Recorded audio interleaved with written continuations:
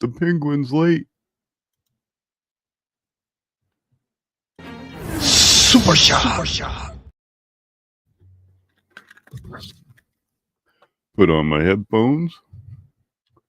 Sorry about being late.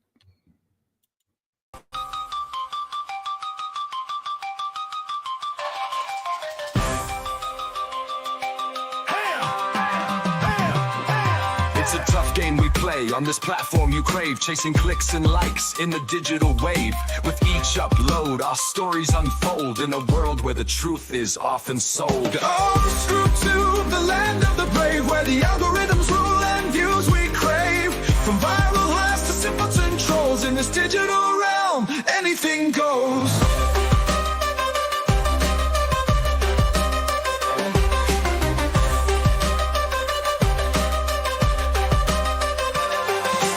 Friendships tested in the quest for fame.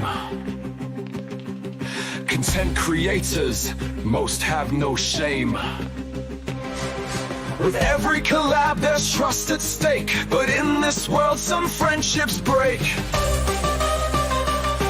Ooh, anything goes. Screw to the land of the brave, where the algorithms rule and views we crave. From viral highs to simpleton trolls, in this digital realm, anything goes.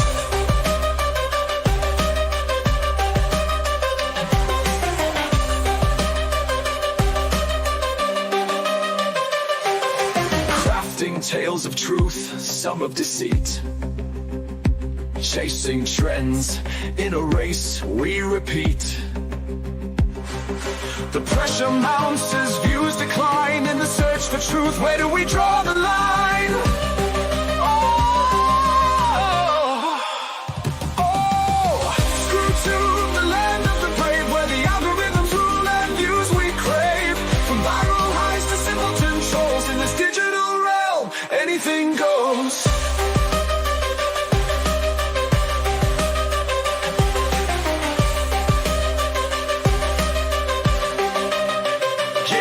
Fabricating evidence just for the views. A double-edged sword in the news we choose. The line between real and fake is thin as the audience questions What lies within? Oh, screw to the land of the brave, where the algorithms rule and views we crave.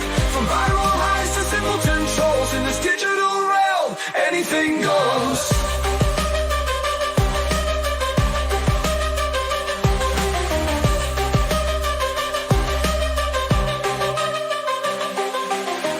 Are thrilling when the numbers soar, but the lows hit hard down to the core. The grind continues day after day in the endless pursuit of the viral sway. Oh, screw to the land of the brave, where the algorithms rule and views we crave. From viral highs to simpleton trolls, in this digital realm, anything goes.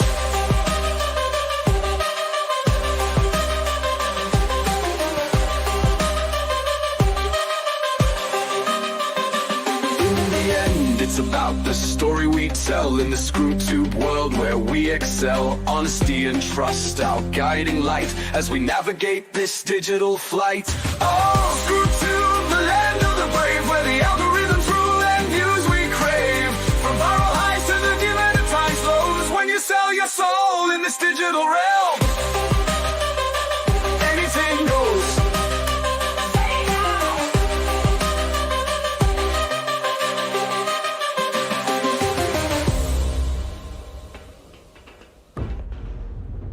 Hello, I'm Zerzu Zyquin, and welcome to my channel. How's everybody doing today? I've got something wrong with my sound on my end. I'm sure it's not on your end, but anywho, we'll fix that real quick.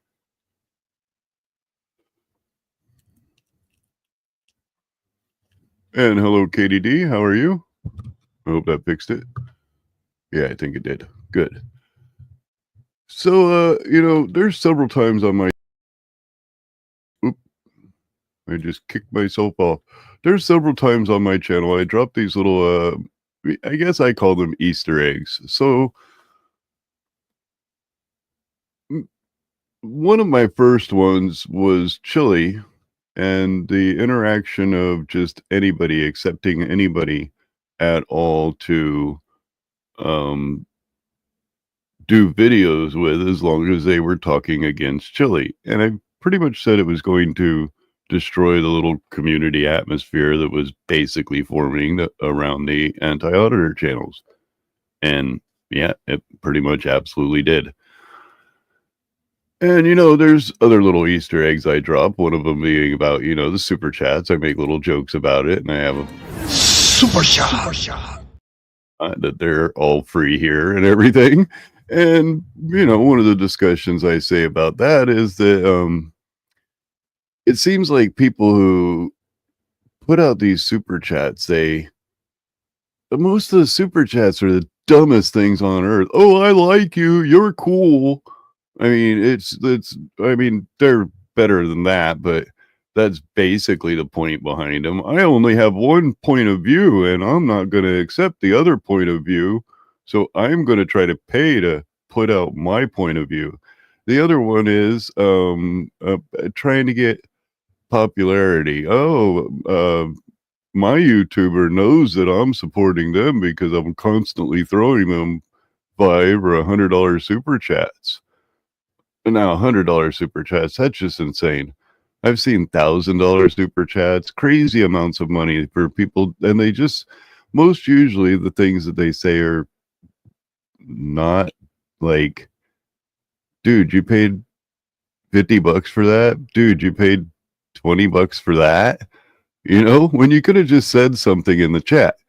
And my argument's always been that if you just go ahead and say something that holds weight, if it holds weight, then it's going to be pulled up in the chat, regardless if the channel is a regular who only accepts super chats. Like this was one that would pretty much only tag people who do super chats.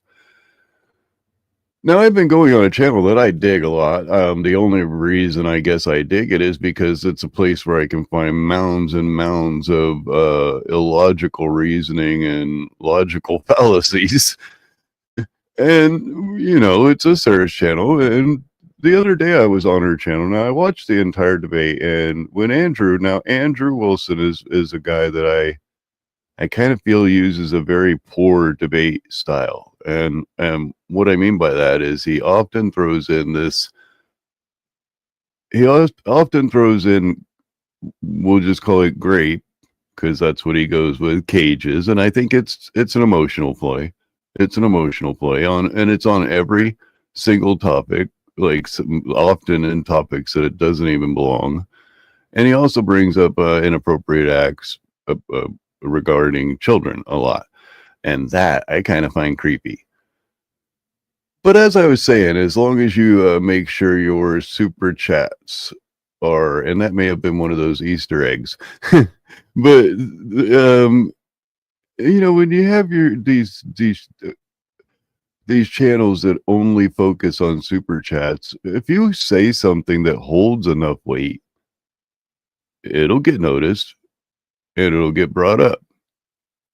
Now, originally today, I was going to post a Shiz video where Shiz basically was floundering on her channel. Do you remember another little Easter egg that I dropped where I said that if she ever was left to her own devices on her channel, just left to herself, that she would not be able to run her show? There would be nothing she could do. She couldn't. And she has members, which I find funny. How can you not be able to function your channel? Primarily because your equipment is faulty. What are you doing with your membership's money? But I'll be pointing that out later. By the way, hello, Dr. Nimrod. Not later today, later in a different episode. I decided against doing Shiz because, well, I don't know. She's boring. Super shot. But it was kind of funny watching her flounder on her channel, trying to make a channel out of, she can't even bring up anything on the screen because she's using her phone. I mean, geez, use some of that money that your channel members are paying you for their memberships and buy yourself a computer. I did it without asking my viewers for anything at all. So as I was saying about this Sarah channel, or Sarah's channel, the Raging Tomato, I go up there a lot. I don't mind Sarah. I don't think she's being, let me put it this way. I don't think she's being dishonest. I don't think she's putting anything out there that's not, I don't think she's, because she also, I've noticed that she also doesn't engage a lot of the conversation that an opposing side would be making. So for her not to, or for her to not engage with, either side, I've noticed. So it's like, and I've also seen her stand up for the opposing side. But anyway, aside from that channel is basically formed around super chats. You give super chats to get people kicked off the channel, which I think is weird. And you get super chats to get people brought back up on channel. But that kind of like creates an atmosphere. So what is the person's purpose of super chatting to kick somebody off of a channel? They're being harmed by their words, and they want to remove that person's words so that they can fill their echo chamber. That's exactly what I think. Now, that's not the only type of super chats. A lot of people, that channel, oh yeah, she knows it's a grift as well. But that channel, they're constantly super chats, and the only chats that ever get pulled up on screen, as far as I know, are that of super chats, or like, let's say Grid One Motorsports, or Andrew Wilson, or one of the big ones. If Paris Morgan came in and didn't pay, well, she'd still highlight Paris Morgan's chat, I believe. But if you say something that's profound, if you say something that strikes and hits, and it's accurate, you don't need to pay. You don't need to pay for what you have to say. It's kind of sad to pay for what you have to say, in my opinion. That's just my opinion. You get what I'm saying? So I'm going to show you today a chat, my version of a super chat, where I was having a conversation with a friend. And I guess my conversation with a friend caught Sarah's attention, and she decided to highlight my chat. Now, upon this kind of gives me permission. Sarah, thank you for having me on. I'm gonna go to sleep because these You suck, man. Rage quit. You have a choice. I don't listen to strangers. Have a good night, Emmett. Anyway, Good night, Good to Emmett. see you, Thanks for coming. You're always welcome back. good night. Did Have you- a great one. Did you say because I hate you? Fuck you. Because you said. Did you say This is because I don't hold do that? on. Where's this comment? Zers, come on. This is the fucking like this. We moved. All right, Yeah, we we're- moved. This is open panel dumpster fire. We all fucking know that the conversation goes all over the place. We were talking about whether Rob Nora was gay and whether who's ball washing Andrew, and I don't even fucking know. He was It's just 66% gay, if anyone wants to know how the poll ended. 66%. Flo always, It's complete Flo always bullshit. brings it to the gay. You're the one with the perineal fucking examination book, okay? So Zers, like, if you want to see the actual topic being talked about, you had to be here for the initial start of the debate that we had like 7 hours ago.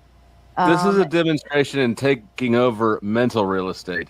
Yes. Give it to They me. pull up 7 hours in and ask, hey, where's the food?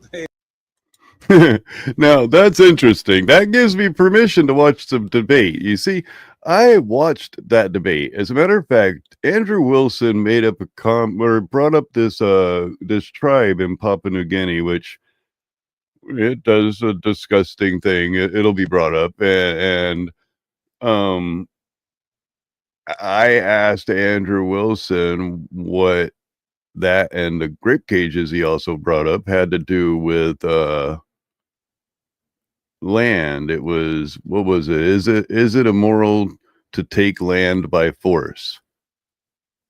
And I was trying to figure out how either one of those subjects had anything to do, because Papua New Guinea is a country of its own. You would have to go into a sovereign land in order to deal with that tribe to begin with. And that tribe, I don't agree with what they're doing, but I'm all the way over here in America doing my thing. What are they doing to harm me? That's where you go on morality and taking land. But that's a totally that's a topic that can be brought up at any time. You know what I mean? As far as like the other nonsense that Andrew Wilson brings into these conversations is just, it's emotional. It's disgusting, really. It's creepy, and it's just an emotional ploy. It's not, he doesn't have an argument where he argues his side. He has only arguments that he's a shock talker. He's a shock jock. We used to call him shock jocks on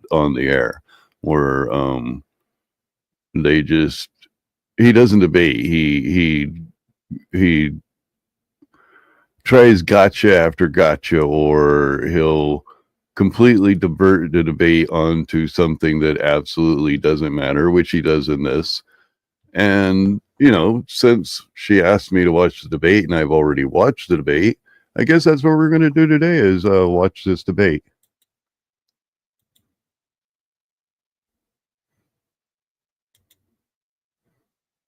Play. And good evening, ladies and gentlemen. I am Sarah the Raging Tomato here, bringing to you live another Moderator Monday. Of course, I'm not going to watch the whole debate. It's quite long, but we're going to watch at least 40 minutes of it. That's because even within the first 40 minutes of it, it doesn't match the title at all. This evening, I have with me Christopher Colt, new to the debate space, Enemy Charlie, Marte Reyes, and Andrew Wilson, of course. The topic of the evening, or the question more so, is it immoral to take land by force? Before we get further into this, is it immoral to take land by force? I have a problem with this title, and that is because to know that something is immoral, to know that something is against morality, you have to first be fighting a positive for morality. So I would have to argue that the proper title of this debate should have been, is it moral to take land by force? And the affirmative would have to argue what is moral in taking land by force, how to take land by force and remain moral. And the opposition would only have to show that it's immoral to take land by force. Now, here's where and it's like every single one of the titles that I see there are horrible. It basically eliminates a morality and forces somebody to fight only the immorality of something. Is it immoral to take land by force? But basically what happens is the entire conversation goes off the hook. And Nakoti was there with me. It was pretty nutty.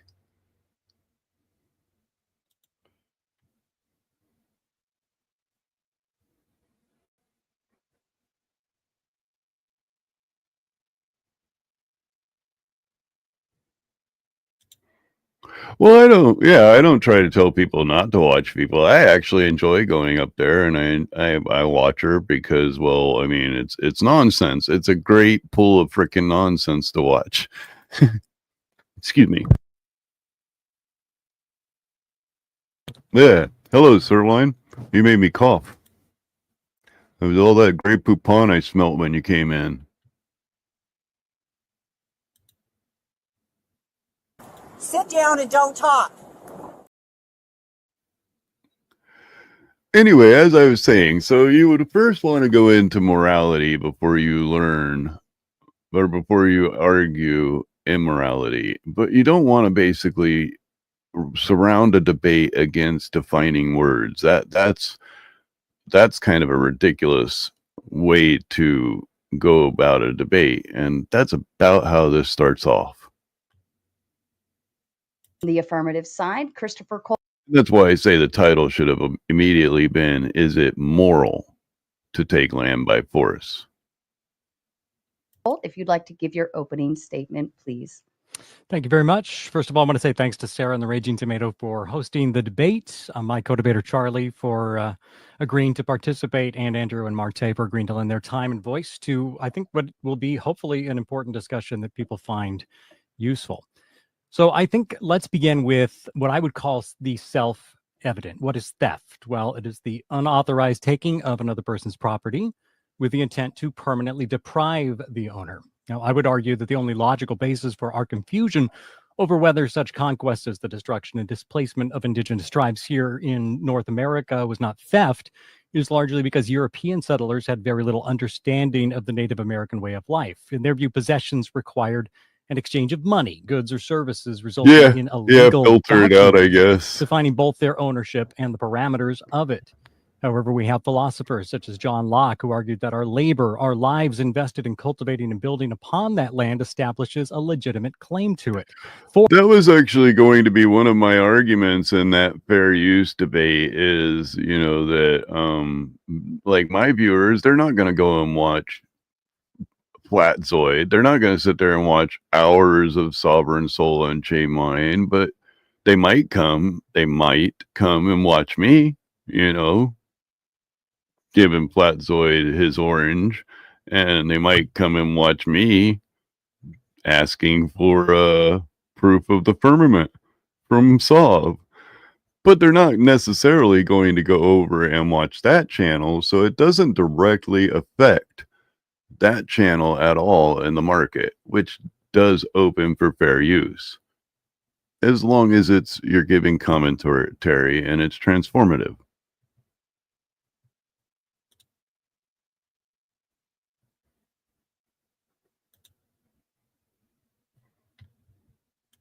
Force does not confer legitimacy, it only confers power, and might makes right is not a moral philosophy, but rather a confession of barbarity. History stands as a stark testament to this truth. Just as the United States acquisition of Native American lands was clearly and profoundly immoral, according to academic sources, so too is any land gained through violence and coercion. Now, this was not only well established in the post-World War era, but also is a core precept of most religious faiths. My opponents, one a self-described Orthodox Christian, the other more of a Christian nationalist adjacent, might appeal to a different authority. So let's turn to the spiritual lens, to the very faith they claim guides them, and discover how profoundly their stated position contradicts its core truths. First, consider the image of God, the Imago Dei. The Orthodox Christian faith teaches us that every single human being, regardless of their nationality, ethnicity, or land, is created in the divine image, possessing inherent sacred dignity. When land is taken by force, it necessitates the dehumanization, violence. Well, I can understand that. Once you pile enough nonsense onto nonsense, it's kind of hard to watch. Christian justify such a profound violation of the sacred image of God in another human being for the sake of acquiring territory? Is land truly more valuable than a soul marked with God's image? Now, okay, I'm going to go. This guy who's up here, this Christopher guy, he is arguing for the affirmative that it's immoral to take land, which actually means he's arguing for the negative, that it's not moral to take land. It's a not claim. So, but anyway, how this has been structured is he's in the affirmative that it's immoral to take land. But unfortunately, I think he's trying really hard, possibly too hard, to tie this conversation into a religious debate, which morality, I don't believe, stands on religion as its own. I have other views of morality. And when the question of morality comes up, I think I will answer them. We should also address the very concept of ownership. My opponents speak of conquest, of seizing land, as if humans possess ultimate dominion. Yeah, Morton Downey Jr. Positions are unequivocal. God is the sole and ultimate Sorry owner for the of all Tourette's. creation. We are not owners, but humble stewards entrusted by God to manage his creation responsibly with love and justice and with consideration for all. His forceful acquisition, not the ultimate act of pride, an arrogant usurpation of God's sovereignty, attempting to steal not merely from fellow humans, but from God himself. And if these general prohibitions are not enough, our faith gives us a chillingly precise parable, the story of Naboth's vineyard. Oh yeah, some really vile, Ahab, a mighty ruler, racist, coveted things the that small plot of probably land shouldn't be belonging said to Naboth. online. Through deceit and violence, Ahab seized the vineyard. What was the divine response? The prophet Elijah delivered God's judgment, leading to the utter destruction of Ahab's royal line. The church fathers teach us that Ahab's sin was... I guess I should address this. So I was religious up until, I believe, just last year. But that wasn't the beginning of my end of religion. It was a very long road, and I'll probably talk about it one day, but I am a recent, I guess, convert atheist. I went from believing in God to believing in a God to believing that God was a deity that didn't have emotion or didn't have feelings, didn't have anger, didn't have any of that. So I had basically, because everything you read in the Bible basically disproves a God.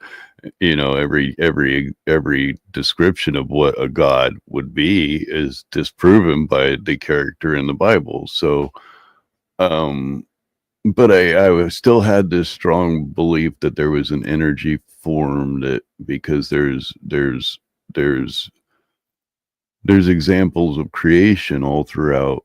I mean, even the Big Bang can be viewed as a creation, you know, all throughout everything we know. So I kind of held on to this, more of an agnostic type religious, to not even agnostic, but more of a strange, I guess you could say strange,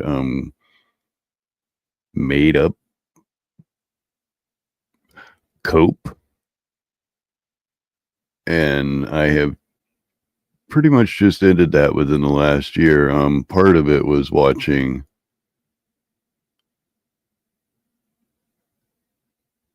we'll get into all that later. Tantamount to theft from God himself. So I asked my opponents directly, was King Ahab's conquest of Naboth's land moral? If you say it was immoral, then you concede my entire argument. If you dare to say it was moral, then you stand in direct opposition to Holy Scripture and the clear judgment of God. Correct. Finally, let us consider... Actually, that's a great argument. That's a very good argument, because the Crucible does weigh his opinions on Christianity. So for him to make that argument, it's very strong, and it does actually leave a problem for Andrew. He has to either accept that that was an immoral act as it was described in the Bible, or that it was a moral act and be against the teachings of the Bible. The Orthodox Church's consistent stance on war and aggression. It does not possess a just war theory in the Western sense that might somehow rationalize conquest. While defensive war to protect the innocent might be a regrettable necessity in a fallen world, aggressive war for territorial gain is profoundly condemned. Killing, even in self-defense, requires spiritual repentance.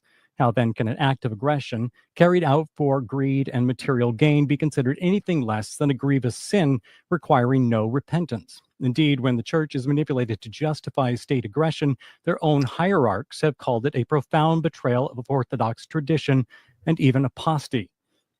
Now, my opponent's position is not rooted in Orthodox Christianity. It is a secular, cynical ideology of might makes right. Thinly veiled by selective interpretation, it requires him to. Oh yeah, it's like a core doctrines of conspiracy human dignity, theorist divine ownership, Christianity. It's explicit fake. commandments, and the It's consistent using mind of the church. Christianity It is, to in hide essence, a your profound betrayal disgusting of the gospel bullshit. itself. To take land by force is immoral, it is unjust, it is illegal, and for an Orthodox Christian, it is a spiritual rebellion against God. Thank you. Thank you, Christopher. Charlie, to you. You're muted. You're muted. Sorry. I hate There we that. go. I Sorry. hate that. Hi, I'm Enemy Charlie. I stream primarily on Twitch. My specialty is fantasy literature, not politics, history, or philosophy, but I comment anyway. And thank you for having me, Sarah. I'm very excited to be here, and thank you, Christopher Colt. So before I dive into the beat of my argument, I would like to quickly address and clarify my frame of reference on land rights and morality. Because we'll be discussing colonization, it's important to clarify that land ownership is not a universal concept. The indigenous peoples of the Americas did not have the same legal structures as European settlers. Borders as they exist today are a modern construct. So when we talk about who has the right to specific tracts of land and why, my conception of land rights can be summed up by Article 26 of the United Nations Declaration on the Rights of Indigenous People. Indigenous peoples have the rights to lands, territories, and resources which they have traditionally owned, occupied, or otherwise used. Ooh, ouch. Okay, we got a problem here. She's trying to use logical arguments as if this is a real debate, as if this is a debate that follows a logical construct, a modus tollens. It's not. It's not that type of debate. You can't come in with something weak like this. You have to come in and hit hard. That's the type of debate style this channel is. Required. If you live there and work the land and there is no one in living memory that And I used to get live where there she's and was going. opposed, We you have the right follow to the land. European A lack of legal ownership under a European legal structure is not a valid reason legal for the seizure of structure indigenous lands. And now on to morality. to explain While I believe it. that morality is And that makes subjective, human sense beings from across our most cultures and time perspective. But periods generally agree that murder and I theft think are it's wrong very in most weak in contexts. this realm that This is she's in. across I don't think it's a Christianity, good Islam, argument. Hinduism, Buddhism, etc. Humans are social creatures and we need each other. Murdering and stealing from each other are not conducive to building a lasting, thriving society. I will reference the golden rule. Do unto others as you would have them do unto you. Operating under the force doctrine inevitably leads to being subject to it yourself. In The Wretch of the Earth, Francophone scholar Frantz Fanon wrote, "The exploited man sees that his liberation implies the use of all means and that of force first and foremost. When in 1956, after the capitulation of Monsieur Guy Mollet to the settlers in Algeria, the Front de Libération Nationale, in a famous leaflet, stated that colonialism only loosens its hold when the knife is at its throat. No Algerian really found these terms too violent. The leaflet only expressed what every Algerian felt at heart. Colonialism is not a thinking machine, nor a body endowed with reasoning facilities. It is violence in its natural state, and it will only yield when confronted with greater violence. The Algerian Liberation War ended in 1962 with approximately 500,000 Algerians and 30,000 French dead. And here I will concede, though violent decolonization efforts are rarely successful through sheer force alone, the price of the force doctrine, paid in human lives and resources, is too costly for any nation to follow for long. The more violent a regime, the faster it falls. Many European nations have wisely retracted their claims to foreign lands for this very reason." Thank you, Charlie. And Marte, to you. So Yeah, I don't know if that was a strong opening, and the reason why is because she ended it with a concession of basically Andrew Wilson's force doctrine that might makes right. So she kind of undermined her argument with the conclusion of her argument. She probably could have left that out. Other than that, she was doing that's a very logical construct. She was following that the European law would designate what would be moral in our view, but not in everybody's view. But it seems to have taken over to a worldview that actions we did upon the Native Americans were wrong. That has pretty much resonated around the world, that we did bad things to them. Opponent, Enemy Charlie, had brought up the golden rule, which assumes that everybody wants to be treated the same at the end of the day, which is a crazy notion, actually, if you really think about this. Oh yeah, man. When Andy opens his yak, it's pure freaking emotional nonsense. So I'm going to go into my little. And by the way, his little buddy there, I don't know what he's there for. I don't think he really goes into a lot. He doesn't. He has a little opener he makes, and after that, he kind of like sits there and zips it and lets Daddy Andrew talk. Short thing. I'll be quick. So the situation with land conquest could be. I call that pseudo-profound receptivity disorder. Oh wait, that's actually something you can look up. Thought of as a morality issue on the international scale. So who gets to enforce morality on the international level? It's usually the country or coalition of countries with the biggest sticks or the most money. So while my other opponent, Christopher Colt, can say might makes right, we've never asserted that. Only might only makes. So what you can do is if you feel that one of these big countries is morally slighted your people, nothing really. It sucks, but this is simply the reality of the world. Justice does not exist if there isn't an effective way to enforce it. We can point fingers all. And that's a clear dodge. They don't want to talk about the morality of it. They only want to talk about might makes. Might makes what? Does might make a flower? Think about that. You only want to say might makes. That's all you say is might makes a flower, some grass, trees. No, you're missing something. Might makes what? And the question is immorality or moral. You can't have this argument with and hide from the morality of something or the right of something.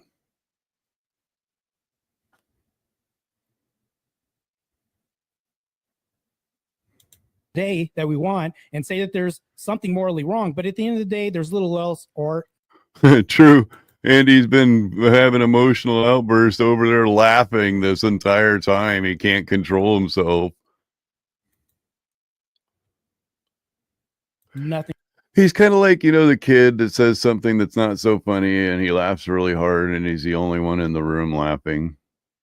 That's Andy. Bullface Andrew. To do about it. To Andrew. Oh, thank you, Marte. And Andrew, to you, please. Well, thank you. I also would like to thank my opponents for the brutal slaughter, which is about to happen this evening. Poisoning the well.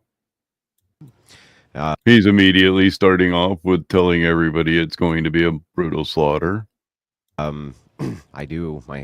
This is my hats off salute to you. I even combed my hair this evening because I wanted to show respect. I didn't. And see, that's one thing. If you're going to call somebody out on something like poisoning the well, you have to explain why. And that was why, is that he was immediately starting off with that they're going to lose because they're below him. Wear my black shirt, even though this is going to be a funeral. A funeral, again. Do you see what I'm saying? He's starting this off as they're already dead. It's not a debate opener. This is the debate opener, by the way. I'd like to point out, firstly, that this debate is absurd on its face. Pointing out the absurdity of the debate on its face. If it's absurd, sir, if this debate is absurd, then why are you partaking in it? You partake in something, a debate that you believe in, a concept that you believe in. That's typically why you take a debate. Or a concept that you believe against, but that's believing in a concept that you believe against. That's a crazy circle. But anyway. Well, I'll grant there can be cases where using force to remove people from their land by force can be immoral. In and of itself, using force to occupy or take land cannot be immoral. My opponents can't possibly believe this either, or they will need to explain things like taxes, specifically property tax, which is an assessed and forced payment of an asset to an entity on a thing you own, which if you don't pay your property... Taxes aren't land. He's immediately diverting away from the argument to taxes. I mean, I know where he's going to try to go with this. As on taxes, you have to pay the taxes that you don't want to pay the taxes, but it immediately comes out from you. It's taken by force. If you don't pay it, then the government comes and they'll. I mean, I guess it's taking land technically because eventually you lose your home, but it's not necessarily taking land because you hold a deed to a home that you're supposed to pay somebody for, which the bank is typically who owns the note for that home until it's transferred from its owner to you. That's not necessarily taking your land. It's taking back the land that you did not, I guess, successfully take by force. Property taxes. But when you're having this argument, is taking land by force immoral? What comes to everybody's mind? It is an absolutely separate debate. What comes to everybody's mind? The first thing that comes to everybody's mind is taking land from a populace of people of some size, anywhere from, I don't know, 50 to 50 million, 50 billion. That's what comes to your mind when you say taking land by force. Is it immoral to take land by force? Is a reference usually comes in people's mind about taking a country's land, a tribe's land. Your property becomes a default, and it's taken by force, Christopher Colt. It's taken because you didn't pay for it, loser. By force if you default. Or let's take a look at the American Revolution, in which we annexed by violence a rather large amount of land, which was owned by the Crown of England. I don't know if that was moral either. I mean, I don't know if it was moral for the Crown of England to be here, so neither action was moral. In fact, my examples of force doctrine being used to occupy or conquer land for, quote, good are vast, and my opponents would probably agree with every single one of them. So what are we really even talking about here? Imagine trying to navigate the redresses which would be necessary here if we actually took our opponents at face value. It's mind-boggling how much land has changed.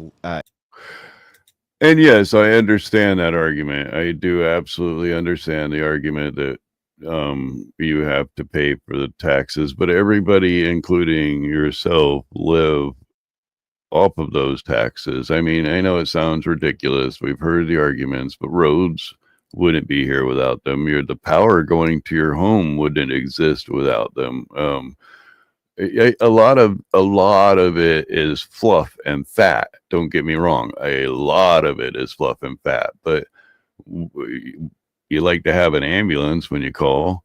You know, you like to have fire department come and put out your house, things like that. So yeah, I mean, but you're not required to live in that city. You're also not required to own your home in that city. I mean, I guess you could sell the home to pay off the taxes and then move to another city.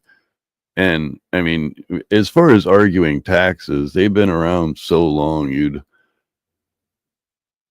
that's basically not even debatable. Now, I understand that it's been around so long is a bad argument as well, but it would take so much to change our understanding of estates and real value, real property value, before we ever change the tax system drastically in America.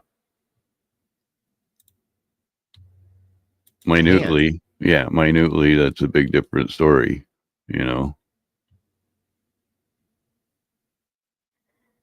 It's in a very short historic period of time, let alone long historic periods of time.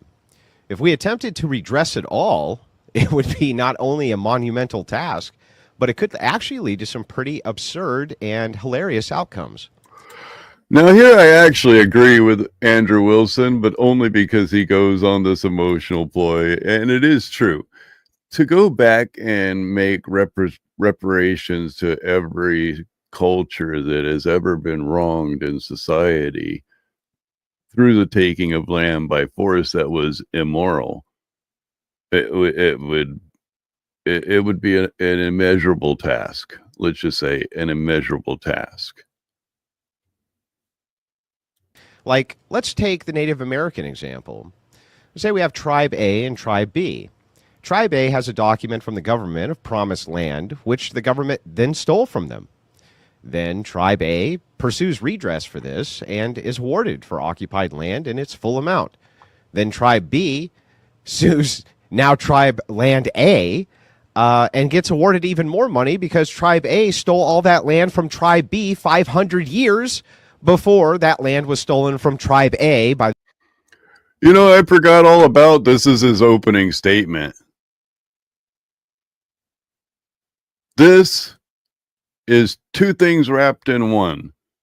This is a red herring, and this is a straw man. You're not actually arguing the topic as far as is it moral or not moral. You're just throwing in there that this thing happened long ago. You haven't showed where it is moral or immoral. And you're also straw manning because nobody's making these arguments. You're throwing these arguments at them as if, yeah, he's not addressing whether it's a moral or immoral at all. He's just saying this stuff happened. But he's not saying anything that they're really talking about. He's bringing new points in without actually addressing his reasoning behind them. You kind of have to have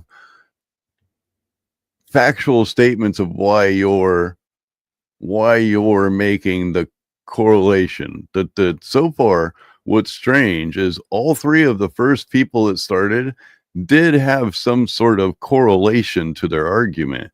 Yours so far is not correlated with anything. It's been more accusatory and emotion baiting, which is exactly what you do a lot of. The United States government. Do I think that that would be hilarious? Yes. Do I think that that actually would be what would have to happen if my opponents were consistent in their logic after I show them the hundreds of examples of natives stealing land from each other? Yes. Imagine if we did this, by the way, for every perceived injustice of land changing hands. It's absurd and also hilarious. In short, I'm not even really sure what my opponent's position is here.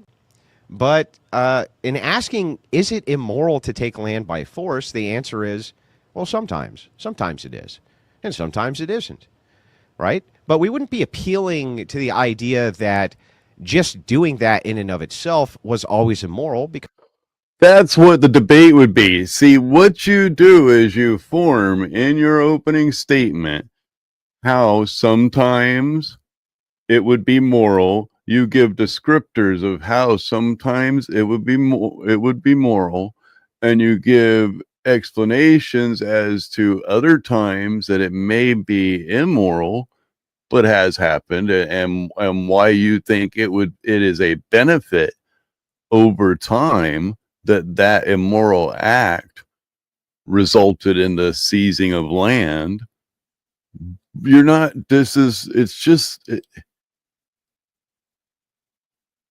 It's garbage. It's really garbage. And it's more of a it's diversions to get you thinking about emotional pleas rather than actually addressing what, and it's pointing out what should be debated without actually debating it. That's what you're doing right now, sir. You're pointing out what should be debated without actually debating it. You're giving descriptors. That's one thing I notice is he keeps arguing about, we're trying to get descriptors. We're trying to get descriptors. We're not going to give an ought claim. We're trying to, that's all you're doing so far is descriptors. You never get to any freaking meat. You always stick on these descriptors. Because that would be preposterous. It would monolithically put up a thing which you guys don't even believe. How do I know you don't believe it? Well, because Chuck over here already told us. She conceded that force doctrine was moral, using Nigeria as an example of revolution. And you are right, by that was what their that was what their position is. Which is also hilarious. Force doctrine, so that you understand what it actually is. Algeria. Yeah, whatever it was. Okay, the point is, and by the way, I didn't interrupt you once, Chuck. That wasn't very nice, Chuck. But anyway, well, you said the wrong place, so she corrected one word. Jeez, think she broke your gonculator. The idea here is of what force doctrine is pretty simple. Force doctrine is just saying that all rights come from men.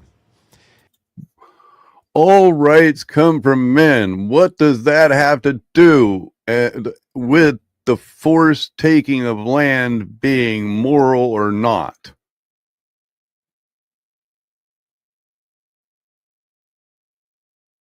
Anybody? Anybody know the answer to morality or not? Or not making a might makes right argument. Rather, force doctrine is giving you a descriptor for how the world works.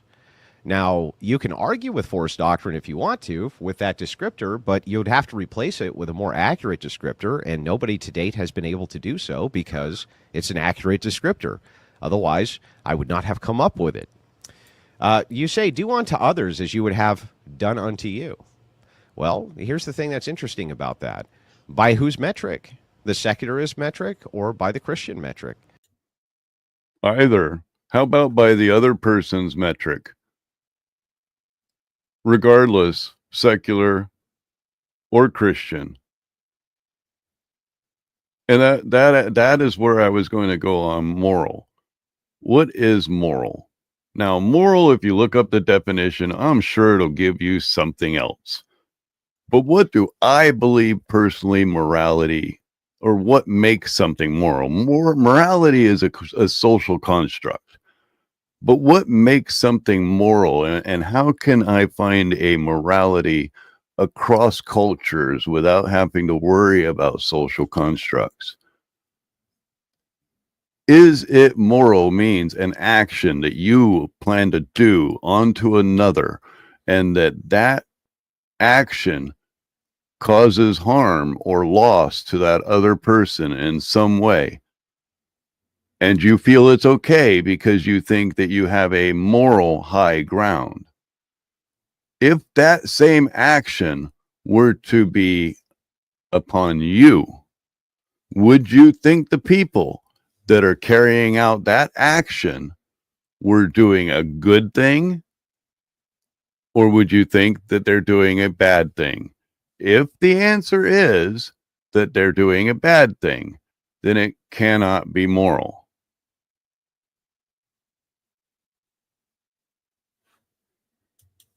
Which metric should we use and utilize, since that's part of Christian ethics and not a secular ethic? Why should we adhere to your version of what that means? You say morality is subjective, and then at the same time you say that there's some type of... He does have soft hands. Wait. You know what happens when you have soft hands? Hey, the guy sent $1,000. Yeah, but it seems slightly immature. It's all fucking it's just slick now. It's a little, See, it is. I got to grip it. Uh-oh, Andrew. If you can't open it either. Well, so your hand greased the... Anywho. Universal here, which you're appealing to, right? All morality is subjective, but universally it's always wrong to take land. That's a contradiction in and of itself. That's A and not A. And that's why you titled it, Is It Immoral to Take Land? Because is it moral to take land could leave open the argument of, well, sometimes it is and sometimes it isn't. But you've immediately tied it. You hate it. You've waited. It's about 80.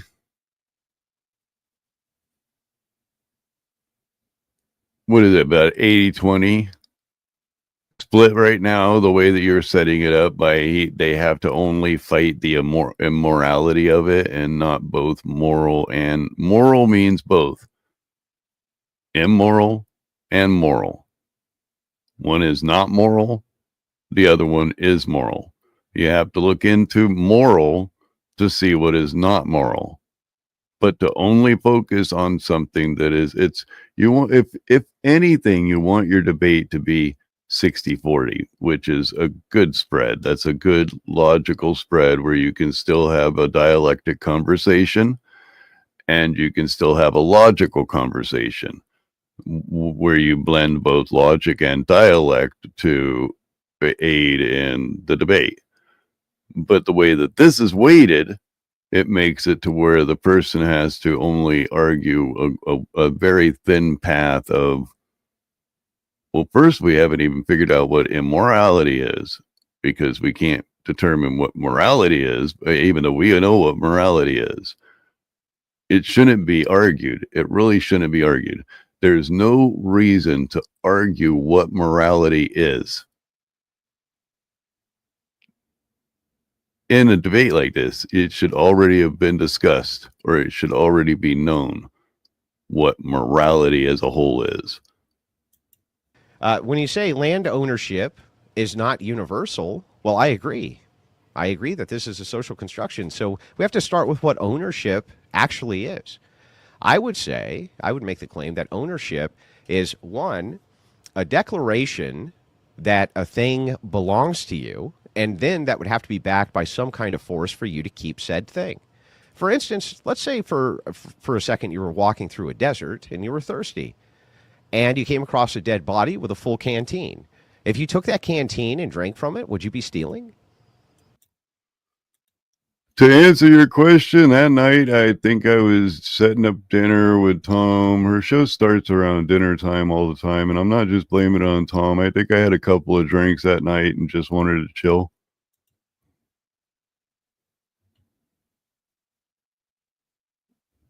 Do no harm, yes. And that would be my argument in general, is that if what is harm? And, you know, if you think that an action somebody else is doing to you would be harmful, then it's harm, the action that you're doing to them. Now, sometimes that can be backed with morality. So an example of that would be punching another in the nose is immoral. But punching another in the nose for a very solid reason could be very moral. Does that make sense? Or would you have a difference of ownership where you would feel like this was a justified transfer of property because the person who was there no longer needed the canteen? And then if somebody tried to take the canteen from you, would you say, no, it's mine? I think you would. Right? So I think just by the establishment of what we would consider ownership to be, I think you're going to end up having to concede to our position. If you find a canteen, yes, I guess that canteen belongs to somebody and it would be stealing for you to take it. But of course, if you're out of water in the desert and you need a drink immediately and there's not anybody immediately around, yeah, you grab the water. I don't even know if I care if anybody was immediately around. It's water. And but if somebody tried to take the canteen, well, yeah, because at this moment you feel that you found it. I mean, this has been established through societies around the world pretty much, that something that is found that hasn't been claimed for a while is yours. That's you're arguing like caveman stuff. When you say taking land by force is immoral, I really do want you to contend with the tax doctrine. I think that you're probably a pretty pro-taxes guy, if you're a Democrat anyway. And I would love to know how that's not theft by the same metric that you gave us for what theft is. Also, you said orthodox war theory, aggressive war is condemned. No, it's not. No. We have saints who conducted an aggressive war. Has anybody heard him really make his argument for what he believes, or do you just keep hearing him repeat what the other person's argument was? That's what I keep hearing. I keep hearing over and over him repeating what the other person's argument was and then leading it off to some sort of argument about morality without actually talking about morality.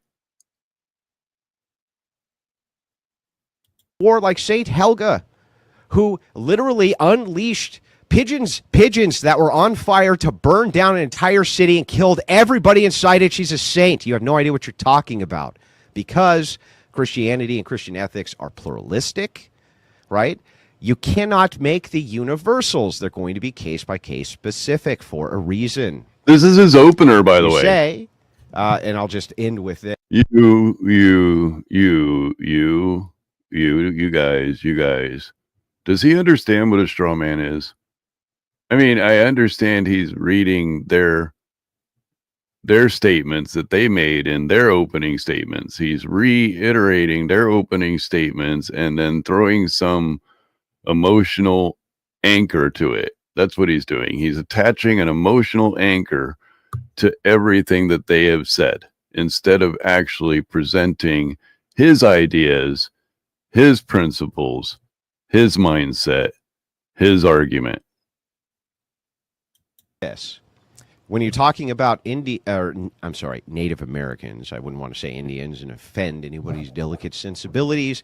What you're sure you do. alluding to is That's why you pointed it out in the way that you said that. I mean, I can say Indian and be fine because I'm not trying to. But if I say, I'm not really trying to be like really, offensive to any of the sensitive cultures, then I turn it into a big deal. It's dog whistling. That's what you're doing, sir. You're dog whistling. myth of the And hello, Ironton Otter. How you doing? noble savage. I'm going to tell you the truth about what was really going on with Native Americans. They were sacrificing each other on top of temples, cutting each other's hearts out. They were raping children. They were killing and murdering each other in mass all the time. And it was all, in my belief, immoral. Nonstop. And if you came across a culture like that, what would you do? That's actually the debate. What do you do? Is it moral to just go in and seize that culture? You're just getting to the meat of the debate. You've been talking all this time. Is it moral to go in and seize that culture? Let's say they're not really harming you at all. They're only doing this action within their culture, and you're thousands of miles away across an ocean. Is it moral for you then to get involved? Like let's say I'm an American. Both Andy and I are American.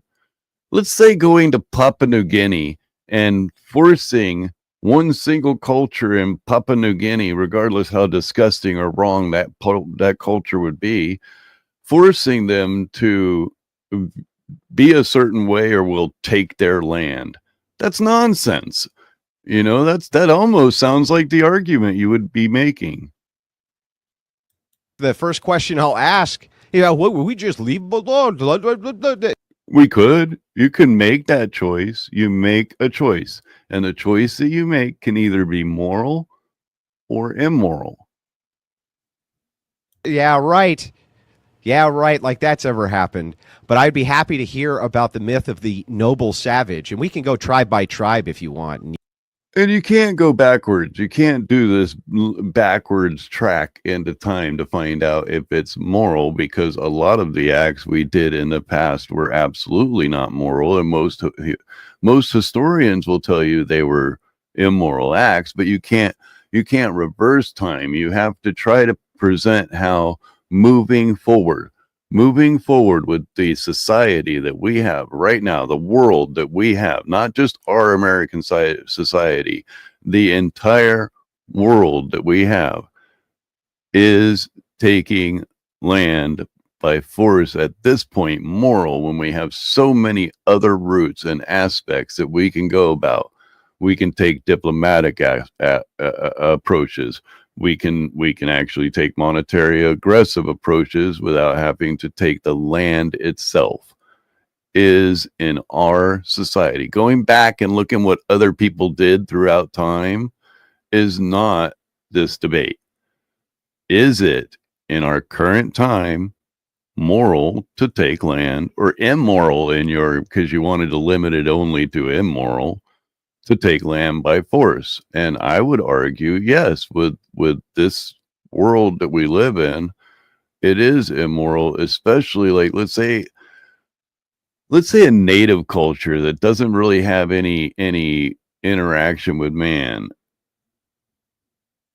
There's an island, I can't remember where the island is, but they've never had people, except for like once this reporter or something went to go make friends with them or help them spread Christianity to the island. Well, they ate them. But it's should that make that moral to take that untouched land, which by the way is protected right now, from them? That's what the debate is. That's what the argument in today's debate is. Not whatever this nonsense you're just filibustering emotional pleas, emotional anchors. You can explain how noble they really were when we get into their actual history. Here in a So, second. in short, I just want to summarize with this. You don't understand force doctrine. You don't understand Orthodox theology. I don't even think you understand the prism of the history that we're talking about. And on top of all of this, just to kind of tie it all together, by your own definition of what theft is, taxation would be theft, and I want you to say it. But that has nothing to do with taking land by force. You're going very narrow, sir. Theft. Before I get much further into this, I think I'm going to take a cigarette break. I should pull up a song. You guys okay with a cigarette break and a song? Of course, we got a doo-doo song. It fits perfectly, but no, that's not what I'm going to play.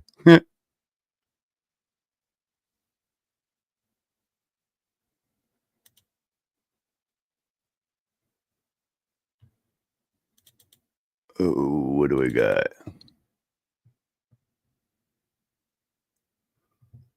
I like Devourer of Souls, but I don't know if I've heard that much. We can always play this one. Nah. Yeah, we'll go for Devourer of Souls.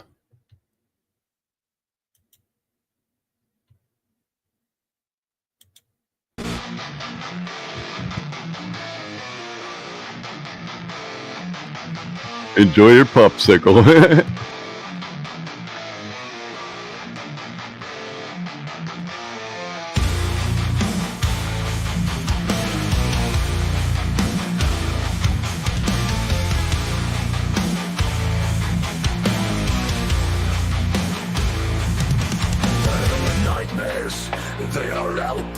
Actually, that's kind of rude. How about I go ahead and pull this down today, and we'll go up on Tuesday with the rest of the debate. A lot of insanity, so that sounds like maybe a good idea going in Tuesday for the rest of the debate. Anyway, gonna go smoke a cigarette while you guys think about it. For this is not the beast I see, not the primal instincts that dwell in the deep. No, it's the ones who revel in the dark release, twisting truths, bending laws, the flaws they keep.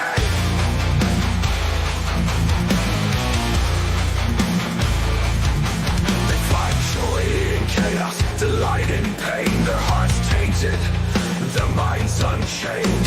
They dance on the edge where shadows meet light. Their existence a paradox, both wrong and right. They wear masks of civility and harbor dark desires, feeding on discord, stoking the fires. Their laughter echoes in the corridors of power, a symphony of malevolence, growing louder by the hour. Listen closely, for this is not the beast I see, not the primal instincts that dwell in the deep. No, it's the ones who revel in the dark release, twisting truth, bending laws as long as they can.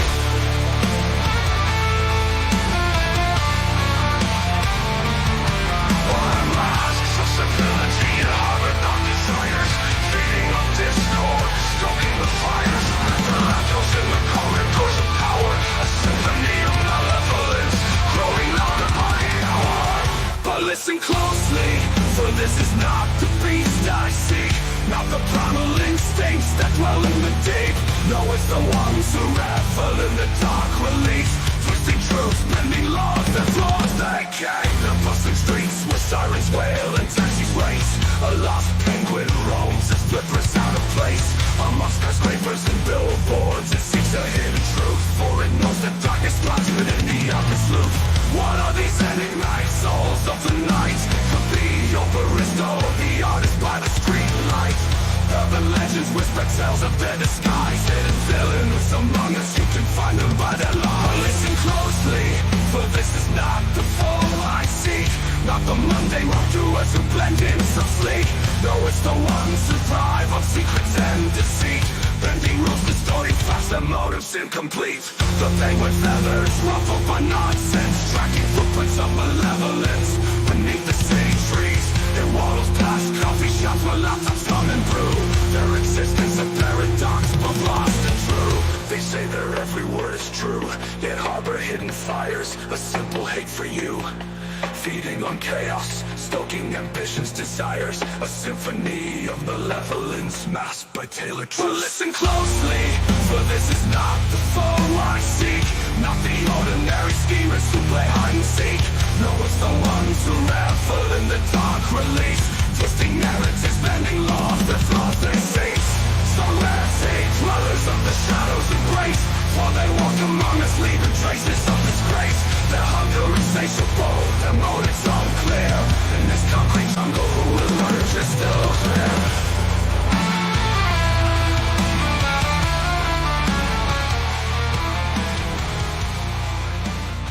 I agree. I might go into the rest of the debate on Tuesday. And why I say Tuesday is Monday. I have a plan to have Insane Lane up for a video. And Tuesday, I believe I can get into the rest of the debate.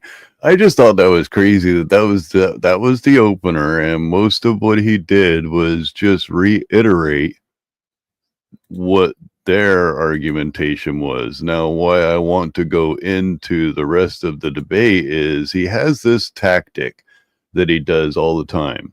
Every single debate he does, regardless what the topic is, he always brings up something to do with inappropriate acts with children. I mean, he was arguing about birth rate in America, and he brought up diddling little boys. Okay, now that has absolutely nothing to do with birth rate and raising a birth rate. That can't possibly, there's no genetic way, there's no way whatsoever to raise birth rate doing that. So that is just a ridiculous argument that he uses on every single debate. The other one he likes to bring up is these grape cages. And like he uses that in this debate about taking land. That has nothing to do with taking land. That's a vile act upon a person, and that's what you address these things in these debates for, is just for that shock factor of that vile act upon another person. So the listener says, yeah, that's really horrible. We should feel your way, and it's gross. It really is. This guy is really bad, and I believe you'll see that on Tuesday when he opens up a little more. That usually his opening isn't as disgusting as the rest of his argumentation, so that'll be a lot of fun. As always, you guys are awesome. Remember, you don't have to be wise, just don't submit to stupid. Thank you very much, and have a good day. We may as well play out the YouTube song. Bye, penguins.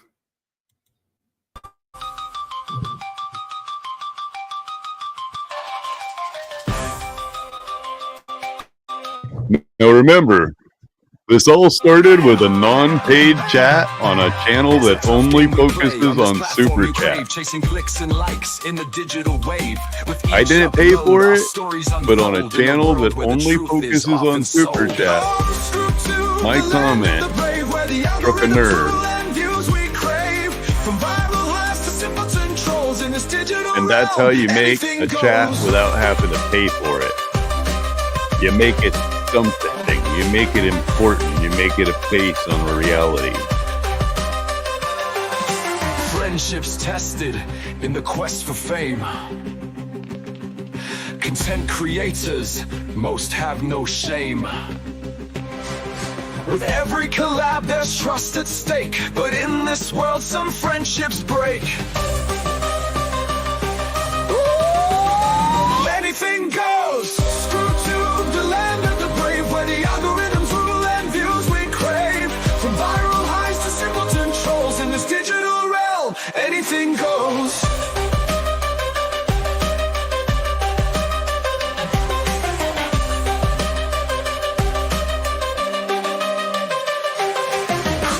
Tales of truth, some of deceit. Chasing trends in a race we repeat. The pressure mounts as views decline in the search for truth. Where do we draw Open the door.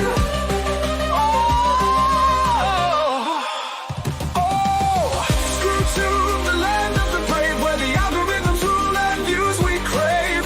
From viral highs to simpleton trolls in this digital realm. But it's funny because it was just a conversation between you and I that was being carried out, I thought. Well, yeah, I mean, it was pretty direct that I was sitting there for 3 hours in the gauntlet, but I had already sat there for 3 hours through the debate and watched the topic barely get touched. That's the audience questions. What lies within? Oh, screw to the land of the brave, where the algorithms rule and views we crave. From viral highs to simpleton trolls in this digital realm, anything goes.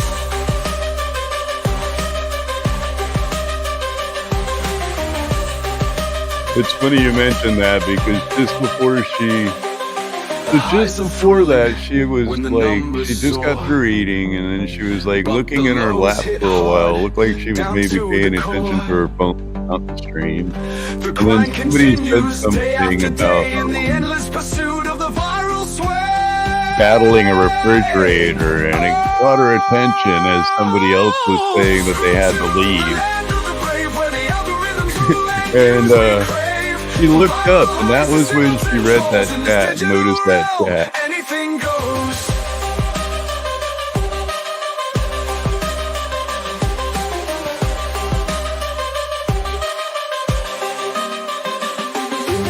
It was a fun night, though. We had fun. I think we had fun in that. You look like you were having a blast in the chat. Guiding light as we navigate this digital flight. Oh, screw to the land of the brave, where the algorithms rule and views we crave. From viral highs to the demonetized lows, when you sell your soul in this digital realm, anything goes.